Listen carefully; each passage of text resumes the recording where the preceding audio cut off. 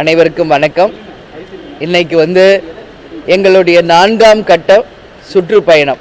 அதாவது உங்கள் எல்லாருக்கும் தெரியும், ஏற்கனவே உள்ளம் தேடி இல்லம் நாடி மற்றும் மக்களை தேடி மக்கள் தலைவர் தமிழ்நாடு முழுக்க எங்களுடைய 3 கட்ட பயணம் முடிச்சுட்டு இன்றையிலிருந்து இங்கே கன்னியாகுமரி, தூத்துக்குடி, திருநெல்வேலி, தென்காசி, விருதுநகர் ஜனவரி 3ஆம் தேதி வரைக்கும் எங்களுடைய சுற்றுப்பயணம் இருக்குங்க.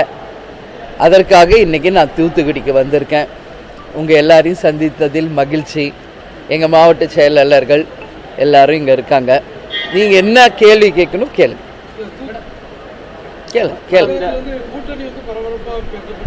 சரிங்க சரிங்க. இல்லை, பரபரப்பு வரும் ப்ரெஸ் பீப்புள் தான் க்ரியேட் பண்ணிகிட்டு இருக்கீங்க. ஏன்னா உண்மையை சொல்லணுன்னா டைம் நிறைய இருக்குது. பிப்ரவரி 20ஆம் தேதிக்கு பிறகு தான் தேர்தல் தேதி அறிவிக்க இருக்கிறது. புரியுதுங்களா? அதனால் ஹரிபரி எல்லாமே ப்ரெஸ் பீப்புள் தான். நான் டெய்லி சந்திச்சுக்கிட்டு இருக்கேன். உரிய நேரத்தில் நல்ல முடிவை எடுத்து பத்திரிகையாளர்களாகிய உங்களை அழைத்து நாங்கள் நிச்சயமாக தலைமை கழகத்தில் அறிவிப்பேன்.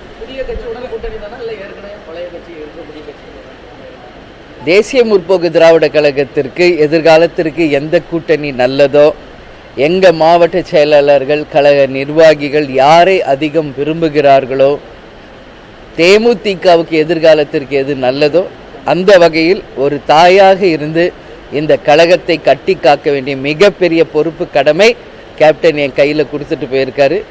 சரியான முடிவை சரியான நேரத்தில் எடுப்பேன், அறிவிப்பேன். யாருங்க? ஆமாங்க ஆமாங்க. இல்லை, அவங்களுடைய கூட்டணி பொதுக்கூட்டம் அதுக்காக வந்திருக்காரு. அதனால் அவங்க கூட்டணி சார்பாக எல்லாரும் பங்கேற்றிருக்காங்க. அதனால் அது குறித்து நான் ஒன்றும் கருத்தில். அவங்க கூட்டணி அதுக்கான பொதுக்கூட்டம்.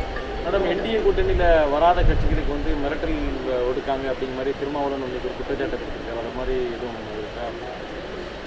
கேப்டன் கட்சிங்க அந்த மாதிரி இங்கே எல்லாம் யாரும் எதுவும் அப்படி இல்லாமல் சும்மா எதையாவது ஒன்று பேசலான்னு பேசக்கூடாது, தப்பு அது. அப்படிலாம் இங்கே யாரையும் மிரட்டவும் முடியாது, யாரையும் எதுக்கு அடி பண்ணி வைக்கவும் முடியாது. அவங்களுக்குன்னு கட்சி இருக்குது, அவங்களுக்குன்னு ஒரு டிசிஷன் இருக்குது, அவங்களுக்குன்ற தொண்டர்கள் இருக்காங்க. அவங்க கட்சிக்கு எது நல்லதோ அந்த வகையில் எல்லா கட்சியும் டிசிஷன் எடுக்கும்.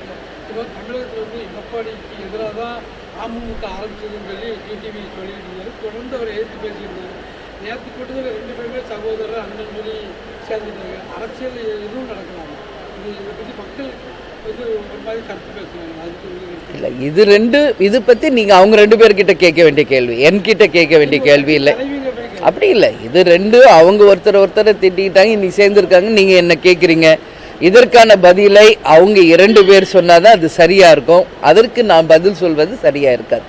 மேடம், நேற்று பிரதமர் நேற்று பேசும்போது திமுக அரசு, தமிழக அரசு பற்றி நிறைய குற்றச்சாட்டுகள் அது யார் ஆளுங்கட்சியோ அவங்கள பற்றி குறைகள் சொல்வது இயல்பு. அவங்க மத்தியில் ஆட்சியில் இருக்காங்க, அவங்க குறைகளை இங்கே ஆளுங்கட்சியினர் சொல்லுவாங்க. இங்கே யார் ஆளுங்கட்சியோ அந்த குறைகளை சொல்வது இயல்புங்க அது. அதனால் அவர் பிரைம் மினிஸ்டராக வந்தார், அவர் பொதுக்கூட்டத்தை அட்டன் பண்ணார், தமிழ்நாட்டில் நடக்கும் அந்த விஷயங்களை பேசிட்டு போயிருக்கார்.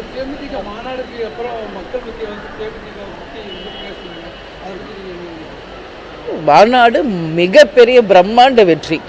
கேப்டன் மறைவுக்கு பிறகு 10 ஆண்டுகள் கழித்து தேசிய முற்போக்கு திராவிட கழகத்தின் சார்பாக நடத்தப்பட்ட மாநாடு ஒட்டுமொத்த மக்களின் ஆதரவோடும் எங்களுடைய கழக தொண்டர்கள் நிர்வாகிகளுடைய மிகப்பெரிய ஒரு சப்போர்ட்டாலும் மிகப்பெரிய அளவில் அது வெற்றி பெற்றிருக்கு.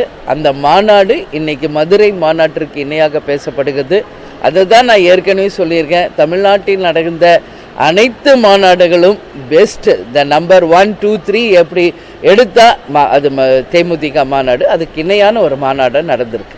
மேடம், அதுபோல் இன்னைக்கு தமிழகத்தில் நடிகர் விஜயோட கடைசி படத்துக்கு தொடர்ச்சியாக இடைஞ்சல் பற்றி படத்தை வெளியிடல. உங்களுக்கு ஒரு 2 படம் தொடர்ச்சியாக. ஆமாம், சட்டம் தன் கடமையை செய்யுங்க. இது அரசியலுக்காக பண்ணுறாங்களா, இல்லை பர்சனலாக பண்ணுறாங்களா, இல்லை உண்மையிலேயே அந்த படங்களில் ஏதாவது இருக்கா அப்படிங்கிறதுக்கு விஜய் தான் பதில் சொல்லணும். அவருக்கு பதில் நான் இங்கே பதில் சொல்ல முடியாது. இதுக்கு உரியவர் பதில் சொல்ல வேண்டியவர் விஜய். எனவே சட்டம் தன் கடமையை செய்யும். அதுதான் நான் சொல்ல வரேன். மத்திய அரசு எதுக்கு பயன்படுறாரு, என்ன ஏங்க படத்துக்கு ஒரு ஆபத்து வருதுனாலே குரல் கொடுக்க மாட்டேங்காரு, மக்களுக்காக குரல். சரி, விஜயை ஒரே ஒரு ப்ரெஸ் மீட்டு கூட்டி உங்கள் எல்லா டவுட்ஸும் அவர்கிட்ட நீங்கள் கேட்கணும். அதை தெரிஞ்சுக்க நானும் அவங்கள மாதிரி ஆர்வமாக இருக்கேன். சரிங்களா? சட்ட ஒழுங்கு நிலைமை எப்படி இருக்கு? இப்போ கடைசி கட்டத்தில் இன்னும் வாக்குறுதி நிறைய தொடர்ச்சியாக போராட்டங்கள் நடக்க இல்லை, எல்லா இடத்துலையும் நான் சொல்கிறது தாங்க, 5 ஆண்டு காலத்தில் அவங்க கொடுத்த பல வாக்குறுதிகள் இன்னும் நிறைவேற்றலைன்னு மக்கள்கிட்ட ஒரு கருத்து இருக்குது. இந்த ஆட்சி எப்படி மார்க் போடுறீங்கன்னு நீங்கள் பல தடவை கேட்டிருக்காங்க. அது நான் பல தடவை பதில் சொல்லியிருக்கேன்.